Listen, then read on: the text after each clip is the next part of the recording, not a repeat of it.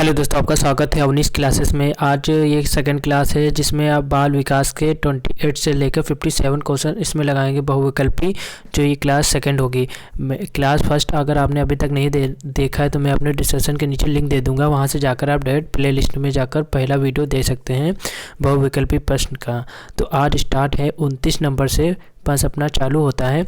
29 number में क्या आ रहा है, निम्नलिखित में से कौन सा चिंतन में प्रयुक्त होने वाली सामग्री के अंतर्गत नहीं आता है। पदार्थ नहीं आता है, पद्धति नहीं आता है, प्रतिभा नहीं आता है, संवेदना नहीं आता है। 29 नंबर में कौन सा आंसर सही होगा। इसका पीडीएफ, इस क्लास का पीडीएफ मैं अपने डिस्क्रिप्शन के नीचे मैंने टेलीग्राम लिंक का चैनल दे दिया, वहाँ से जाकर आप ज्वाइन कर सकते हैं। वहाँ पर आपको सारे पीडीएफ जो भी क्लासेस होंगी उनको पीडीएफ वहाँ मिल जाएंगी। मगर पीडीएफ में अभी पासवर्ड लगा रखा है, तो मैं अभी बीच में बता दूंगा कि वो पासवर्ड क्या है, तभी वो पीडीएफ ओपन होगी। तो 29 नंबर बताइए इसमें क्या होगा। 29 नंबर पर बताइए इसमें आंसर क्या होगा। तो यहाँ पर लिखा है निम्नलिखित में से कौन सा चिंतन में प्रयुक्त होने वाली सामग्री है। तो पदार्थ है, ए नंबर सही हो जाएगा। 30 नंबर क्वेश्चन है, बालक के कोषों और पेशियों में समय के साथ साथ होने वाला वह परिवर्तन जिसके कारण वह निश्चित समय पर ही कोई कार्य करने योग्य होता है कहलाता है। प्रत्यक्षीकरण, परिपक्वता, समंजन, आत्मसंतन, इसमें कौन सा आंसर सही होगा। तो इसमें बताइए कौन सा आंसर सही होगा। बालक के कोषों में पेशियों के समय साथ साथ होने वाली परिवर्तन जिसके कारण वह निश्चित समय पर ही कोई कार्य करने योग्य होता है। ये 2015 में पूछा गया प्रश्न है, तो उसका आंसर बा हो जाएगा, परिपक्वता। उसके बाद 31 क्वेश्चन है, माता पिता तथा अन्य पूर्वजों से बालकों को जो अनुचित गुण प्राप्त होता है उसके वाहक होते हैं। इसका 31 नंबर 1 का क्या होगा। इसमें दिए हैं माता पिता अन्य पूर्वजों से बालकों को जो अनुचित गुण प्राप्त होता है उसके वाहक होते हैं। डीएनए से प्राप्त होता है, पीजीएन से प्राप्त होता है, आरएनए से प्राप्त होता है, या जीन्स के प्राप्त से होता है। तो यहाँ देख रहे हैं कि माता पिता के पूर्वजों से बालकों को अनुचुकता जीन्स से ही प्राप्त होता है। दा नंबर सही होगा इसका। इसके बाद 32 नंबर है, सामान्य स्तर के बालक की बुद्धि लंबी होती है। 80 से 85, 70 से 80, 90 से 109 और 4th नंबर है 100 से 115। 32 में इसमें आंसर क्या सही होगा बताइए। इसमें दिया है समान स्तर से बालक की बुद्धि लंबी होती है, सा नंबर सही होगा। 90 से 109 के बीच होती है। इसके बाद 32 नंबर हो गया है। इसके जितने भी आंसर की हैं मैं अपने पीडीएफ के लास्ट में वो आंसर की मैंने दे दिया है, ताकि आप अपने मन से लगाएंगे तो आप देख लीजिएगा कौन कौन से आंसर सही है, कौन कौन से नहीं है। आपको प्रैक्टिस करनी है। और इसमें जो भी हम क्लासेस कर रहे हैं आपको अपने मन से सोचना है कि बा होगा दा होगा। इसके बाद जितने भी क्वेश्चन, ये 30 क्वेश्चन इसमें हैं, जितने भी सही होंगे आपको कमेंट बॉक्स में जाकर बताना है कि आपके क्वेश्चन कितने इसमें आपने सही किए हैं। तो इसमें 33 नंबर है, वक्तृत्व परीक्षण के लिए प्रयुक्त होने वाली टीएटी परीक्षण का निर्माण किसने किया। 2015 में पूछा गया प्रश्न है। ए नंबर एडवर्ड्स ने, बी मारियो मॉर्गन ने, एस स्टेनल गॉल ने, द शिगार्ड एंड बेकमैन ने। 33 में आंसर क्या होगा बताइए। तो इसमें होगा वक्तृत्व परीक्षण जो प्रयुक्त होने टीएटी का परीक्षण निर्माण किसने किया था, तो मारियो मॉर्गन ने किया था, बा नंबर सही होगा। इसके बाद 34 नंबर है, बालक के केंद्रक न्यूक्लियस में सामान्यतः कितने गुणसूत्र होते हैं। 2015 में ये भी पूछा गया प्रश्न है। 46, 42, 52, 50। 34 में कौन सा आंसर सही होगा। तो यहाँ बालक के केंद्रक न्यूक्लियस में सामान्यतः कितने गुणसूत्र पाए जाते हैं, 46 गुणसूत्र पाए जाते हैं। इसके बाद 35 नंबर है, निम्नलिखित में से कौन सा परीक्षण बुद्धि का मापन करता है। 2016 में ये पूछा गया प्रश्न है। 35 में बताइए इसमें आंसर क्या होगा। निम्नलिखित में से कौन सा परीक्षण बुद्धि का मापन करता है। CAT, MAT, TAT, Bhatia battery. इसमें कौन सा सही होगा। 35 में कौन सा सही होगा। तो इसमें ये हो गया भाटिया बैटरी परीक्षण बुद्धि का मापन करता है। इसके बाद 36 नंबर पर है क्वेश्चन, बाल विकास के अंतर्गत बाल्यावस्था की अवधि मानी जाती है। मैंने जो पहले वाली क्लास में बताया था उसमें शेषावस्था का दिखा दिया था, जिसका 0 से 6 वर्ष होता है। अब इसने दूसरा क्वेश्चन पूछा है बाल विकास के अंतर्गत बाल्यावस्था की अवधि कितनी होती है। तो आपको 36 नंबर बतानी है। इसमें क्या होगा, तो इसमें ये होगा जैसे कि ये बताया था। इसके बाद यहाँ पर हो गए बाल अवस्था की आयु 6 से 10 वर्ष मानी जाती है, तो इसमें ए नंबर सही हो जाएगा, 6 से 10 वर्ष। इसके बाद 37 क्वेश्चन है बाल विकास के अंतर्गत किशोरावस्था की अवधि मानी जाती है। मैंने बताया था ना कि इसमें किशोरावस्था की अवधि बहुत आती है, इसमें अवधि आपको याद कर लेनी है। बाल विकास में अंतर्गत किशोरावस्था की अवधि मानी जाती है 11 से 18 वर्ष, 5 से 10 वर्ष, 6 से 12 वर्ष, 12 से 18 वर्ष। 37 में इसमें कौन सा सही होगा, तो बाल विकास में अंतर्गत किशोरावस्था की उम्र 11 से 18 वर्ष मानी जाती है, तो इसमें ए नंबर सही हो जाएगा। इसके बाद इसमें 38 नंबर है।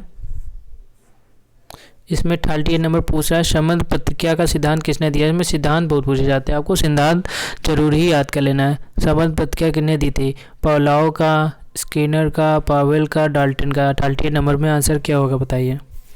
इसका होगा संबंध प्रतिक्रिया का सिद्धांत ए नंबर पावलोव ने दिया था, पावलोव का है। 39 चिंपैंजी वन मानुष पर आधारित सूक्ष्म का सिद्धांत को जानते हैं, अंतर्दृष्टि सिद्धांत से, श्रमक सिद्धांत से, पूर्ववर्ती सिद्धांत से, सभी से। 39 में क्या होगा, इसमें चिंपैंजी वन मानुष जो आधारित सूक्ष्म का सिद्धांत है ये अंतर्दृष्टि सिद्धांत से भी माना जाता है, श्रमक सिद्धांत से भी माना जाता है, पूर्ववर्ती सिद्धांत से भी माना जाता है, तो इसमें द नंबर सभी से सही होगा।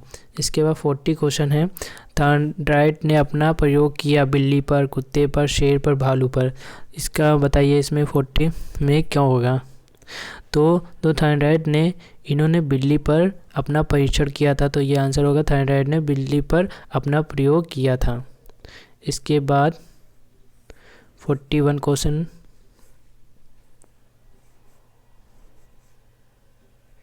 41 क्वेश्चन है संज्ञानात्मक विकास को 3 भागों क्रियात्मक अवस्था, प्रतिपाद्य अवस्था तथा संकेतात्मक अवस्था में विभाजित करने वाले मनोवैज्ञानिक हैं। तो आपको बताना है इसमें कौन सा होगा, बूनर होगा, फार्वेल होगा, बीने होगा, कोहलर होगा। 41 का आंसर क्या होगा बताइए। तो इसमें होगा संज्ञात्मक विकास को तीनों भागों में क्रियात्मक, प्रतिपाद्यात्मक अवस्था, संकेतात्मक, तो इसमें ए नंबर सही होगा, बूनर ने दिया था। इसका ये होगा बूनर ने दिया था। 42 में वह स्तर जिसमें बच्चा अपने परिवेश की वस्तुओं में विभेद करना करता है वह स्तर होता है। तो इंद्रियजनित ग्रामक अवस्था, पूर्व संकेतात्मक अवस्था, मूत्र संकेतात्मक अवस्था, अमूत्र संकेतात्मक अवस्था। इसमें उत्तर क्या होगा बताइए। इसमें उत्तर होगा, उसने पूछा है वह स्तर जिसमें बच्चा अपने परिवेश की वस्तुओं में विभेद करना प्रारंभ करता है वह स्तर पूर्व संकेतात्मक अवस्था कहलाती है। बा नंबर सही हो जाएगा इसका, 42 का बा नंबर। इसके बाद 43 आंसर है, क्वेश्चन है सॉरी। वह स्तर जिसमें बालक वस्तुएं तथा पदार्थों के संबंध में विचिंतन करना तथा तर्क करना प्रारंभ करता है वह स्तर है इंद्रियजनित ग्रामक अवस्था, पूर्व संकेतात्मक अवस्था, मूर्त संकेतात्मक अवस्था, अमूर्त क्रियात्मक अवस्था। 43 का आंसर बताइए क्या होगा इसमें। इसमें पूछा है वह स्तर जिसमें बालक वस्तुएं व पदार्थों के संबंध में चिंतन करना तथा तर्क करना प्रारंभ करता है वह स्तर मूर्त संकेतात्मक अवस्था कहलाती है। 43 का सा नंबर सही होगा। इसके बाद 44 का आंसर क्वेश्चन है निम्न से किस वैज्ञानिक ने बौद्धिक विकास को 4 अवस्थाओं में विभाजित किया। जीन पियाजे, कोहलर, फार्वेल, बीने। इसमें 44 में आंसर बताइए क्या होगा। तो ये पूछ रहा है निम्न में से कौन से वैज्ञानिक थे जो बौद्धिक विकास को 4 अवस्थाओं में बांटा था। तो होगा इसमें बताइए क्या होगा। इसमें होगा जीन पियाजे। जीन पियाजे ने मनोवैज्ञानिक एक थे, बौद्धिक विकास को 4 अवस्थाओं में बांटा था, विभाजित किया था, जीन पियाजे ही थे। इसके बाद 45 क्वेश्चन है थॉर्नडाइक ने अपने अधिगम के कितने गौण नियम दिए। 45 का आंसर बताइए इसमें क्या होगा। थॉर्नडाइक ने अधिगम के कितने गौण नियम दिए थे। 3, 4, 5, 6। 45 का बताइए इसमें क्या होगा। इन्होंने 5 दिए थे, सा नंबर सही होगा। थायराइड ने 5 अधिगम कोड नियम दिए थे। 46 है, निम्नलिखित में से कौन सा अर्जित अभिप्रेरणा के अंतर्गत आता है। 2015 में पूछा गया प्रश्न है। 46 में बताइए इसमें आंसर क्या होगा। प्यास होगा, भूख होगी, निद्रा होगी, प्रतिष्ठा होगी। 46 में बताइए क्या होगा। तो निम्नलिखित में कौन सा अर्जित प्रेरणादायक है, तो उसका होगा द नंबर, प्रतिष्ठा होगा। ठीक है। इसके बाद 47 क्वेश्चन अपना पूछ रहा है, सीखी गई सामग्री को पुनः स्मरण रखने की असफलता कहलाती है। 2015 में आया क्वेश्चन है। विस्मरण, प्रतीक्षा, पथभिजा, प्रत्याहान, आत्मसंतान। 47 में क्या होगा बताइए। इसमें होगा ए नंबर होगा, विस्मरण होगा। इसके बाद चलते हैं 48 क्वेश्चन में। 48 क्वेश्चन पूछ रहा है, एक संयुक्त विद्यालय अपने शिक्षकों में निम्नलिखित योग्यताओं में से किसे सर्वाधिक बढ़ावा देगा। परीक्षण करने की प्रवृत्ति को, स्मृति को, अनुशासन को, प्रतिस्पर्धात्मक अभिव्यक्तित्व को। 48 में आंसर बताइए इसमें क्या हो सकता है। तो एक संयुक्त विद्यालय अपने शिक्षकों को निम्नलिखित योग्यताओं में से किस अवधि को बढ़ावा देता है। इसमें होगा, बताइए क्या होगा इसमें। 48 क्वेश्चन में क्या होगा, तो इसका होगा द नंबर, प्रतिस्पर्धात्मक अभिव्यक्ति। 49 है, शारीरिक रूप से अक्षम बच्चों को सामान्यता होता है। डिस्लेक्सिया होता है, डिग्राफिया होता है, डिस्लेक्सिया होता है, डिस्लेक्सिया होता है। तो 49 में बताइए क्या होगा। इसमें होगा शारीरिक रूप से अक्षम बच्चों का सामान्यता होता है, बा नंबर सही होगा। डिस्कफिया होता है। 50 नंबर क्वेश्चन है, एक बच्चा जो से ग्रस्त है वह सा को वास तथा न्यूक्लियर में अंतर नहीं कर सकता है। डिस्लिकीमिया होगा, डिस्क्यूकिया होता है, डिस्ग्राफिया होता है, शब्द जैफलिंग होता है। 50 क्वेश्चन में आंसर क्या होगा बताइए। इसमें होगा 50 क्वेश्चन आंसर में आंसर होगा ए नंबर, डिस्लेक्सिया होता है। और पीडीएफ का जो पासवर्ड है वो अवनीश क्लासेस के जो सब स्मॉल में आप डालेंगे, अवनीश क्लासेस जोड़ के वो पीडीएफ ओपन हो जाएगी। इसके बाद 51 क्वेश्चन है, जब दो बालक विभिन्न समानताएं रखते हुए भी आपस में भिन्न व्यवहार करते हैं तो इसको कहते हैं वक्तृत्व का समानता, व्यक्त का विभिन्नता, ए व बस दोनों, कोई नहीं। 51 में आंसर बताइए क्या होगा। जब दो बालक विभिन्न समानताएं रखते हुए भी आपस में भिन्न व्यवहार करते हैं तो उसको कहते हैं, बा नंबर होगा, व्यक्त विभिन्नता। 52 क्वेश्चन है, प्रोजेक्ट प्रणाली के जन्मदाता हैं क्रो ऑन क्रो, बाय प्रोफाइल, किल पेंटिंग, डल क्लास। 52 में आंसर क्या होगा। 52 का आंसर होगा, 52 का आंसर होगा द सा नंबर, किल पेंटिंग होगा। 52 का आंसर किल पेंटिंग होगा। 53 क्वेश्चन है अपना, वह विधि जो वक्तृत्व के गुणों का अनुमान लगाने के लिए प्रयुक्त होती है कहलाती है। प्रश्नावली विधि, मापन रेखा विधि, मनोनीत विधि, कोई नहीं। 53 का आंसर बताइए क्या होगा। 53 का आंसर बताइए क्या होगा, बा। इसमें बा नंबर होगा, क्योंकि वह व्यक्ति जो वक्तृत्व के गुणों का अनुमान लगाने के लिए प्रयुक्त होता है वह मापन रेखा विधि के द्वारा ही मापा जाता है। इसके बाद 54 क्वेश्चन है, बाल विकास का प्रमुख आधार है वंशानुक्रम, वातावरण, उपयुक्त आवाबा, दोनों, कोई नहीं। 54 में बताइए क्या होगा। इसमें बाल विकास के प्रमुख आधार है, वंशानुक्रम भी होगा, वातावरण भी होगा, इसलिए सा नंबर होगा, विरुद्ध आवाबा, दोनों। ठीक है। 55 नंबर क्वेश्चन है, वंशानुक्रम माता पिता से संतानों को प्राप्त होने वाले गुण या कथन है। ये वंशानुक्रम माता पिता का संतानों को प्राप्त होने वाला गुण किसने दिया था। 55 क्वेश्चन है, इसमें आंसर बताइए क्या होगा। रूथ पेटिन ने, बायार्ड ने, जोन्स ने, पियाजे ने। तो ए नंबर होगा इसका, रूथ पेटिन ने। इसके बाद 56 क्वेश्चन है, बाल विकास की अवस्थाएं हैं शेषावस्था, बाल्यावस्था, किशोरावस्था, उपयुक्त सभी। 56 में बताइए क्या होगा। बाल विकास की अवस्थाएं ये भी है, शिशुअवस्था भी बाल ही अवस्थाएं में आता है, बाल्यावस्था भी बाल विकास की अवस्थाएं में आता है, किशोरावस्था भी आता है, ये तीनों ही आते हैं, इसलिए उपयुक्त सभी हो जाएगा, द नंबर सही हो जाएगा। 50 नंबर क्वेश्चन है, प्रतिभाशाली विद्यार्थी अपनी आवश्यकताओं को दृढ़तापूर्वक नहीं कर पाते। दूसरा है, अपने निर्णयों में आत्मनिर्भर होते हैं।